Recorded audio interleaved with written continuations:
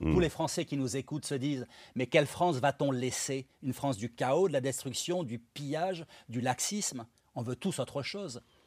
Nombre d'entre eux m'ont rejoint, membres des forces de l'ordre, parce qu'ils en ont assez de cette déliquescence de notre société. Ils voient arriver déjà ces signes multiples qui annoncent peut-être une guerre civile à un moment ou à un autre, à force de désordre, de chaos et de communautarisme contre lesquels on s'oppose si peu. Eux tiennent la boutique, eux tiennent la baraque, eux tiennent le pays, et heureusement qu'ils sont là, n'en déplaise à M. Mélenchon.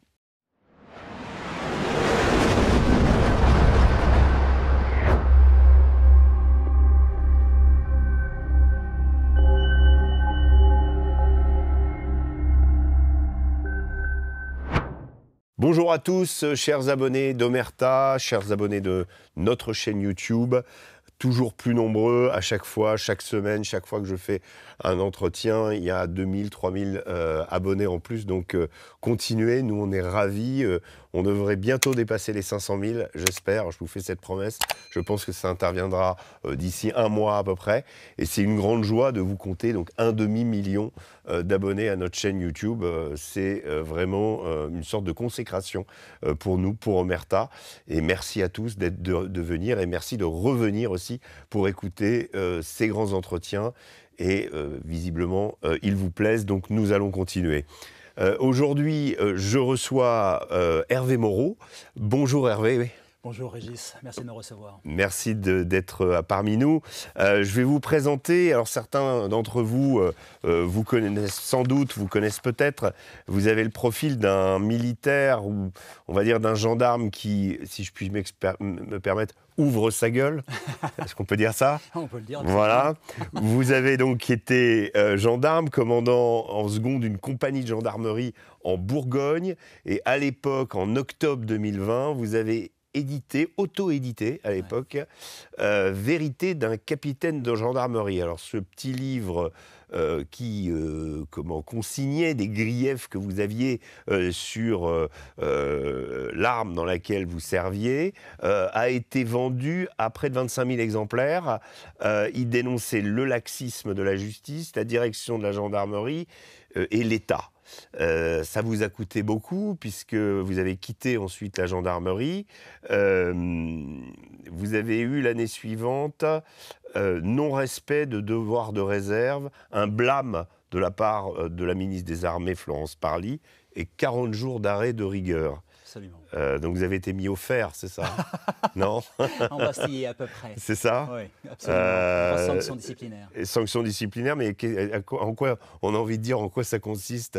Vous êtes obligé de rester chez vous? Il y a un vous siècle, avez un bracelet au pied? Il y a un siècle, j'aurais été incarcéré dans une prison militaire. Ouais. Mais aujourd'hui, voilà, les mœurs se sont civilisées, heureusement, en tout cas à ce niveau-là, et c'était purement symbolique. D'accord. Donc, blâme de la ministre, plus haute sanction susceptible d'être imputée à infliger à un officier de l'armée française, et puis bien sûr les 40 jours d'arrêt de rigueur lors de mon dernier jour de service, comme si cela ne suffisait pas. Et bien sûr, vous l'avez précisé Régis, au moment où j'édite en auto-édition Vérité d'un capitaine de gendarmerie, eh bien je romps le devoir de réserve, je le fracasse, pas pour exprimer des griefs vis-à-vis de mon armée d'origine, que j'aime plus que tout, mais pour faire savoir des vérités sur ce qu'il en était de la France, de son armée, de ses institutions judiciaires, administratives et puis des instances étatiques, qui à mon sens pouvaient faire infiniment mieux et pouvaient notamment beaucoup mieux répondre aux attentes des Français. Mais l'intention, c'était vraiment de jeter un pavé dans la mare. Est-ce que vous attendiez à cette sanction ou vous pensiez que, bon, finalement,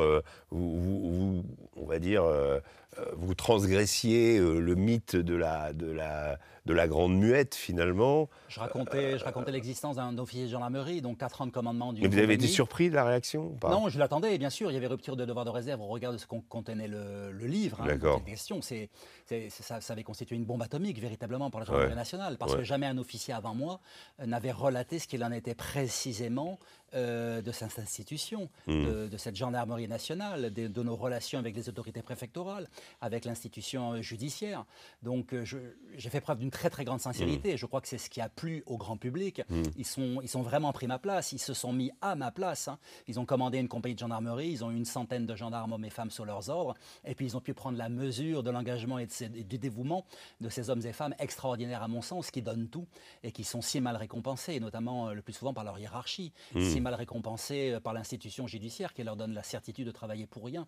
Je l'ai beaucoup dit, et les choses, hélas, n'ont pas évolué, ou si elles ont évolué, elles ont évolué en pire. C'était une de mes questions. Est-ce que vous estimez avoir eu un impact sur la gendarmerie, que certains faits, certains fléaux que vous dénonciez ont été corrigés ou pas du tout? J'ai fait énormément de bien à ces milliers de gendarmes qui m'ont écrit. Ça, c'est une certitude.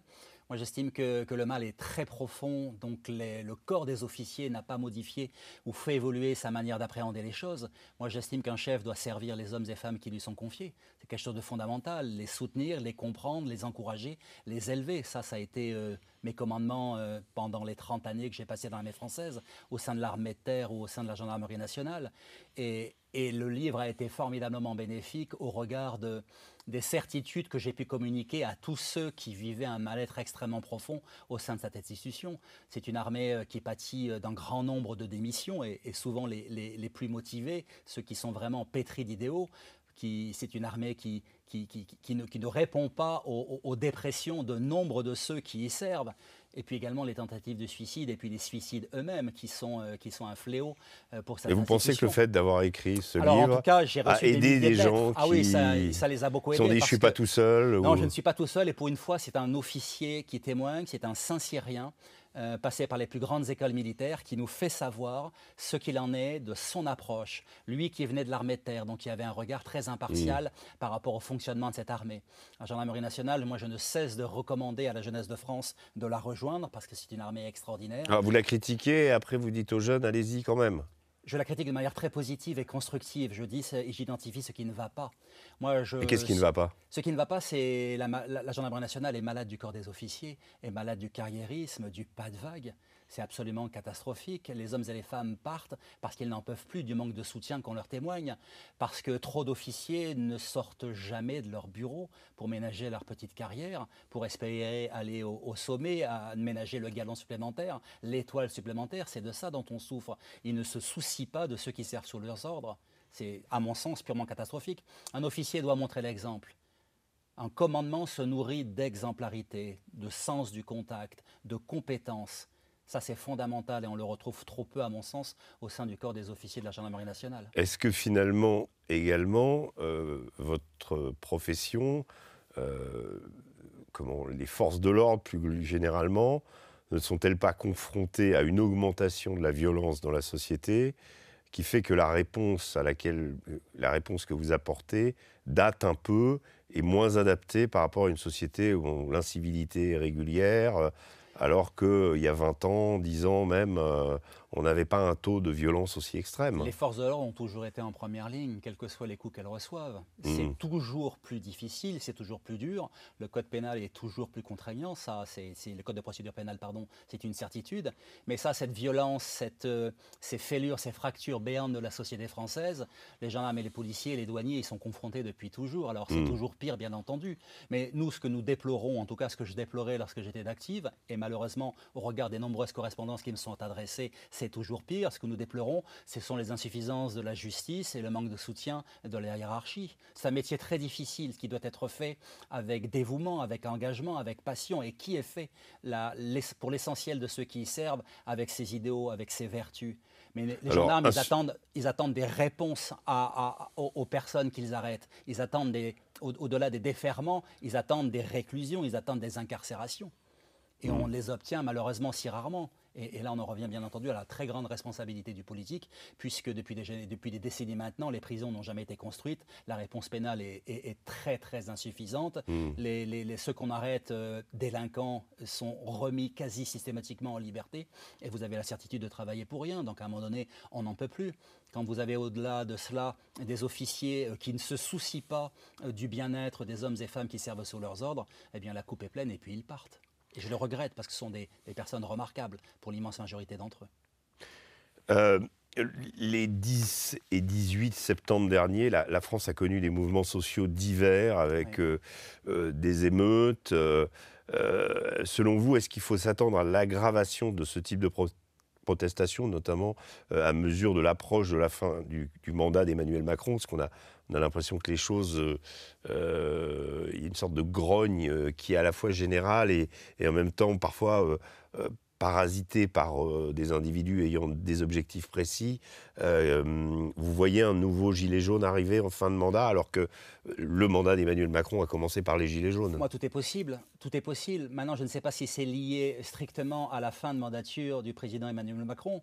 Moi, tout ce que je sais, c'est que c'est une lame de fond qui existe depuis longtemps maintenant, qui s'intensifie. Les gendarmes et policiers, là encore, les forces de l'ordre sont en première ligne, prennent les coups. Et malheureusement, qu'il s'agit des escadrons, des compagnies républicaines de sécurité ou le reste des forces de l'ordre, ils estiment que les solutions ne sont pas apportées.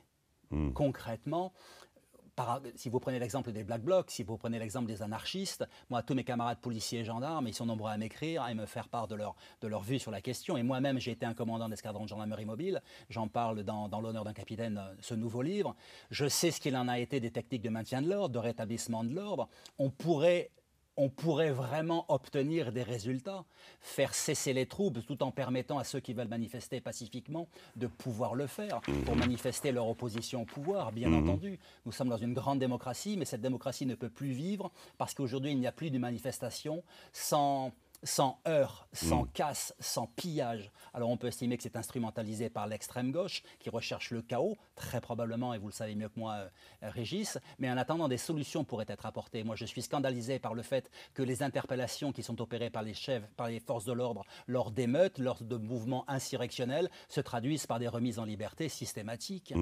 Mais qu'en est-il des juges judiciaires qui sont censés protéger la société et qui ne le font pas? Alors ne le font-ils pas par idéologie ou par manque de preuves? En tout cas, ce sont toujours les mêmes prétextes qui sont avancés lors des remises en liberté. Et ça écœure les forces de l'ordre, ça ne peut plus durer. Si les malfrats, quels qu'ils soient, les émeutiers bénéficient d'une impunité, ils recommencent. Ils recommencent systématiquement et c'est toujours pire. Ils ne font rien, donc on s'autorise tout, bien entendu. Et à un moment donné, la digue va céder, très certainement. Les gendarmes, les policiers en ont plus qu'assez de prendre des coups. Ils sont mal défendus par leur hiérarchie d'adoption. Ça ne va pas. Et le pouvoir politique, encore plus, ne répond pas à leurs attentes en ne prenant pas les décisions fortes qui s'imposeraient. Donc oui, on va vers le toujours pire. Rester un petit peu sur les Black Blocs, on dit qu'en réalité, ils sont composés de jeunes bourgeois, majoritairement cherchant à s'encanailler.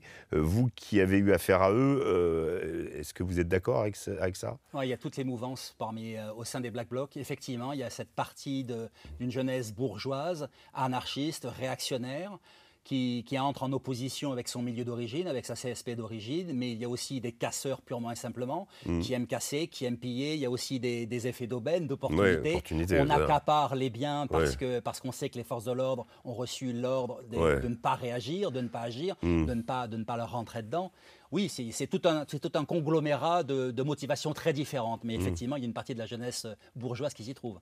Une question toute bête, pourquoi n'a-t-on jamais tenter de les appréhender en avance des manifestations, parce qu'on les connaît, ces gens-là. Parce que la législation ne le permet pas. Parce que la législation n'est pas ainsi faite, hélas. Et du coup, est-ce que vous estimez que leur présence renouvelée à chaque manifestation pourrait être le signe d'un double jeu de l'État vis-à-vis d'eux, c'est-à-dire de faire dégénérer la manifestation pour finalement faire pourrir le mouvement? C'est ce qui s'est passé avec les Gilets jaunes, qui au départ avaient des intentions... C'est au Parlement de légiférer pour permettre la chose.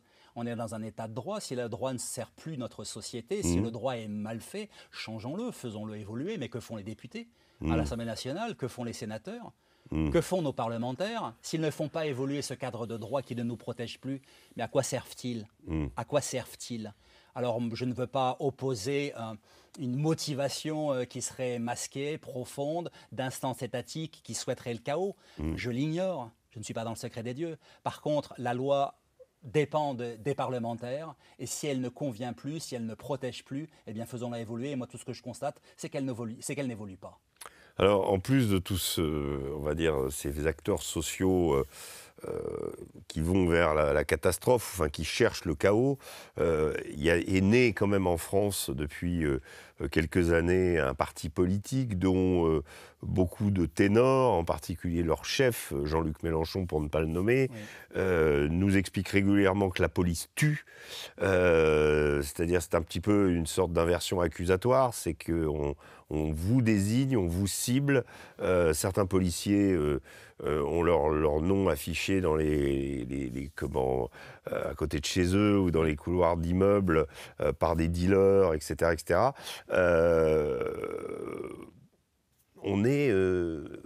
C'est possible encore d'être flic ou gendarme en France aujourd'hui? Ah, plus que jamais. Mais n'oubliez pas, Régis, quand votre famille est menacée, quand vos enfants n'osent pas dire en classe que leur papa est policier ou gendarme, il y a un moment, vous avez peut-être envie de raccrocher, non? Mais il y a une immense fierté parce qu'ils tiennent la baraque, parce que si la République tient encore le coup, c'est grâce à son armée, c'est grâce aux forces de l'ordre, c'est grâce à cela. Ce n'est pas grâce à nos politiques qui ont tant échoué depuis 40 ans, qui n'ont pas su répondre aux attentes des Français. Par contre, donc quand vous avez un Mélenchon qui vous dit la police tue, vous pensez quoi? Eh ben, je pense que c'est quelque chose, ça relève de la nécessité d'une thérapie manifestement, ou c'est quelque chose de calculé, parce que ce sont ces forces de l'ordre qui l'empêchent d'arriver au pouvoir. C'est ce qu'il doit se dire. Non, parce qu'ils veulent le pouvoir par la rue. Parce qu'ils veulent le pouvoir par la rue, par l'anarchie, par le chaos, par la destruction. Et ce sont les forces de l'ordre, c'est l'armée française qui l'en empêche, qui là encore tient la baraque, du fait d'un dévouement et d'un engagement sans faille. Mes frères d'armes ne lâcheront jamais, ils ne cessent de me le dire, je ne suis pas leur représentant, je ne suis pas leur porte-parole, mais par contre je suis un porte-voix, c'est vrai, et ils me disent nous ne lâcherons jamais, parce que nous sommes républicains, nous croyons en la démocratie, nous servons le peuple français, nous avons prêté serment de le défendre et de le protéger, et nous tiendrons toujours. N'en déplaise à M. Mélenchon, alors on peut les accuser d'être des meurtriers, de tuer, peu importe la sémantique est utilisée. En attendant, le dernier carré, ce sont les forces de l'ordre, et heureusement qu'elles sont là. Moi j'en suis un des grands défenseurs, parce que j'ai été l'un des leurs, parce que je suis allé sur tous les théâtres d'opération, armée terre ou gendarmerie nationale, je sais ce qu'il en est de risquer sa peau, je sais ce qu'il en est des dangers, de l'épreuve du feu. On ne cessera jamais de servir la démocratie, la République, mais au-delà de tout cela, la France. Ce qui parle à un soldat, c'est la France. Et tout le monde a à l'esprit, au cœur et à l'âme ses enfants et petits-enfants. C'est à eux que nous pensons toujours, c'est vers eux que nous nous projetons. Tous les Français qui nous écoutent se disent « Mais quelle France va-t-on laisser? Une France du chaos, de la destruction, du pillage, du laxisme ?» On veut tous autre chose. Nombre d'entre eux m'ont rejoint, membres des forces de l'ordre, parce qu'ils en ont assez de cette déliquescence de notre société. Ils voient arriver déjà ces signes multiples qui annoncent peut-être une guerre civile à un moment ou à un autre, à force de désordre, de chaos et de communautarisme contre lesquels on s'oppose si peu.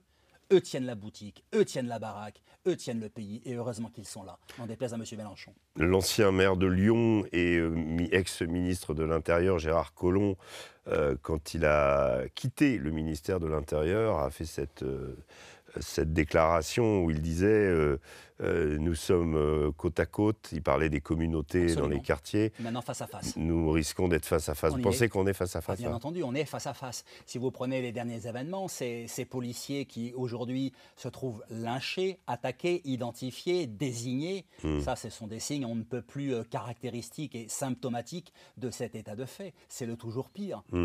Ils n'ont pas utilisé leurs armes, donc je rends hommage à leur courage, à leur maîtrise d'eux-mêmes. C'est extraordinaire. Et pourtant, ces policiers qui ne cessent d'être attaqués dans la rue parce qu'ils sont identifiés, et souvent à 1 contre 3 ou à 1 contre 5, ne tirent pas. Ils sont extraordinaires de courage et de dévouement. Mais à un moment donné, je vous le dis, monsieur Le Sommier, il y aura des morts. Il y aura des morts au sein des forces de l'ordre et il y aura des morts dans ceux qui s'opposent à elles.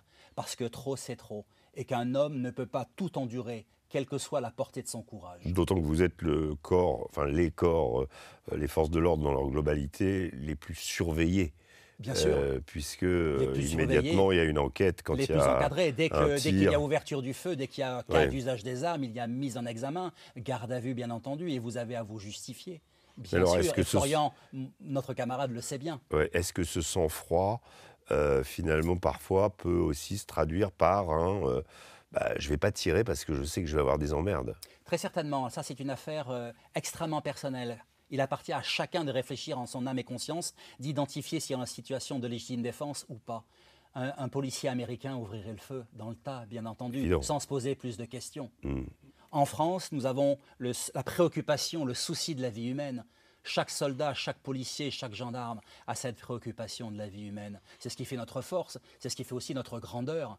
Mais le jour viendra où les armes seront utilisées parce qu'ils n'en pourront plus, parce que nous serons allés au-delà de l'inacceptable, et on y est déjà. On est déjà face à face. Alors on n'en est pas encore aux prémices de la guerre civile, bien entendu. La dimension communautariste n'a pas atteint encore ce degré paroxystique qui fera que ça explosera. Mais par contre, je dis et je maintiens qu'on y est presque. Et ce sont tous les témoignages que je reçois. Et j'en reçois beaucoup, énormément, immensément, à chaque fois que la situation est plus grave.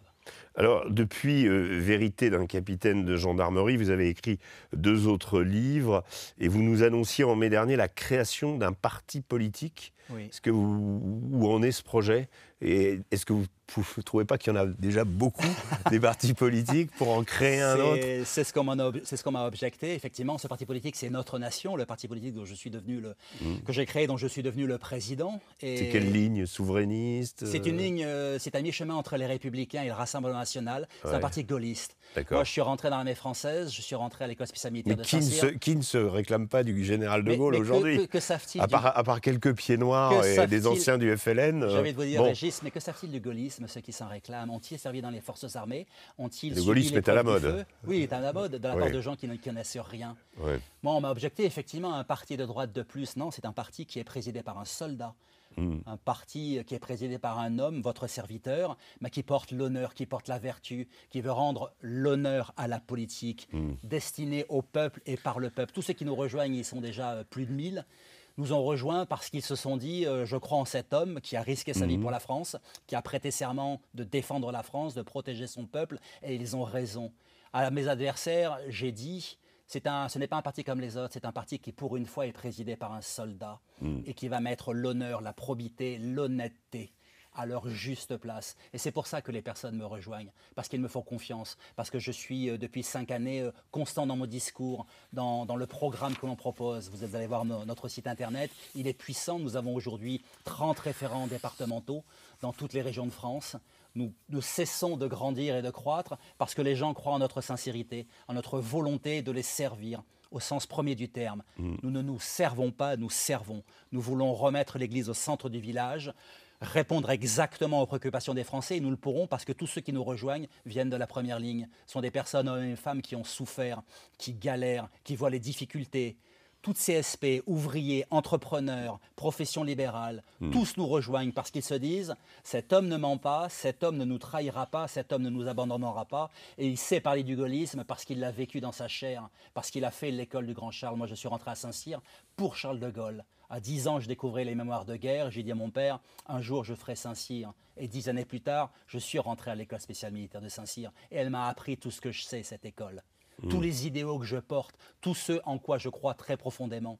Il faut croire en ses rêves d'enfant et toujours les conserver. Ça, c'est une des grandes leçons aussi du Grand Charles. Conserver cette volonté de faire, conserver cet amour passionnel de la France qui vous fait déplacer des montagnes et qui fait que vous pouvez tout réussir.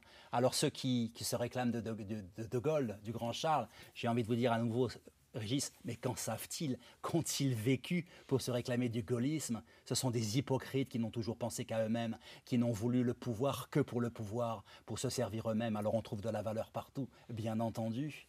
Mais qu'en savent-ils? De quelle manière l'ont-ils vécu? Quelles preuves ont-ils donné de leur amour de la France? Ont-ils risqué leur peau? Jamais. Ont-ils été ouvriers comme votre serviteur pendant 2 ans au SMIC pour se rendre compte de la vie difficile qu'ont les Français? Je suis diplômé des plus grandes écoles militaires. Je suis l'un des officiers les plus décorés de l'armée française et j'ai tenu à être ouvrier. Qu'ils me rejoignent dans des fonctions de magasinier, qu'ils me rejoignent dans des fonctions d'ouvrier. Et ils sauront ce que c'est véritablement que de vivre en France en 2025. Et à ce moment-là, ils gouverneront différemment. Mais ces gens ne savent rien. Ces gens ne savent rien. Ils ne savent que leurs ambitions personnelles. Ils se servent et ils ne servent pas. Nous, à notre nation, nous apportons autre chose. Et nous nous y tiendrons. Alors, vous avez donc des ambitions politiques, des projets. Alors certains, vous ne voulez pas en parler, mais en tout cas, vous allez mettre ça en place. comment vous voyez l'avenir, comment vous voyez votre mouvement se développer, la fin de l'ère Macron qui a l'air chaotique avec un président qui n'a pas de majorité, qui a provoqué la dissolution et qui finalement ne veut pas partir. On est, pour revenir au général de Gaulle, on est quand même dans une crise de régime sévère, comme on n'en a jamais connu politiquement dans la Ve République. Totalement, c'est une instabilité catastrophique. Là encore, moi j'arrive à en être surpris. Ça, le grand Charles, il n'avait pas prévu ça. Non, il ne l'avait pas anticipé. Il n'avait pas anticipé que notre République deviendrait à ce point dévoyée, qu'elle serait à ce point bloquée, que des intérêts partisans. Et Dieu sait qu'il avait pu mettre un terme à la 4e République et on sait quelles avaient été ses motivations. Et là, il en serait absolument catastrophé. Mais il serait encore plus catastrophé de la classe politique française. Il se dirait, mais où est l'honneur, où est la vertu, où est le courage ? De quelle manière cette classe politique, depuis 40 ans, a-t-elle été capable de répondre aux aspirations et aux besoins du peuple? Où est la sécurité? Que sont devenues les fonctions régaliennes de l'État? C'est une catastrophe. Et au niveau du président, à la place d'Emmanuel Macron, il démissionnerait? Bien entendu qu'il démissionnerait, mais le président Macron n'a pas d'honneur. C'est une certitude, il ne sait pas ce que c'est. De la même manière que je me pose la question de savoir s'il aime le peuple de France. S'il l'aimait, il aurait présidé ce pays différemment qu'il ne le fait depuis 8 ans déjà, et encore 20 mois à subir et à devoir supporter. C'est juste catastrophique. Moi, j'ai regretté que Pierre de Villiers, en 2017, démissionne avec fracas et qu'il ne soit pas candidat, l'ancien chef d'état-major des armées. Vous l'auriez suivi? À la présidentielle, oui, je l'aurais suivi parce que c'est un chef, parce que nous avons fait les mêmes écoles, parce que nous sommes portés par les mêmes idéaux, par les mêmes vocations, par un même amour passionnel de la France. Oui, je l'aurais suivi, bien sûr. C'est un homme d'exception. C'est un homme qui avait aussi une vision stratégique de long terme. Ça, c'est la grande force des militaires, d'un soldat, c'est voir à long terme, ne pas répondre aux impératifs médiatiques immédiats, voir loin, voir haut, voir profondément. C'était ça, le grand Charles. Alors, il a fait des erreurs, bien entendu. Pierre de Villiers en aurait fait sans doute lui-même aussi. Mais l'essentiel aurait été sauvé. Et surtout, c'est un amour passionnel de la France dont on parle. Quand on a été prêt à mourir pour la France, et ça, c'est le fait même d'un soldat, ça a été mon cas. J'ai subi l'épreuve du feu, j'ai connu les balles qui m'ont frôlé. Je n'aurais pas dû survivre en de nombreuses occasions. Aujourd'hui, si je suis là devant vous, c'est fort de certitude liée à cet amour passionnel de la France. Quand vous êtes un survivant, vous ne réfléchissez plus à court terme. Vous n'ambitionnez plus.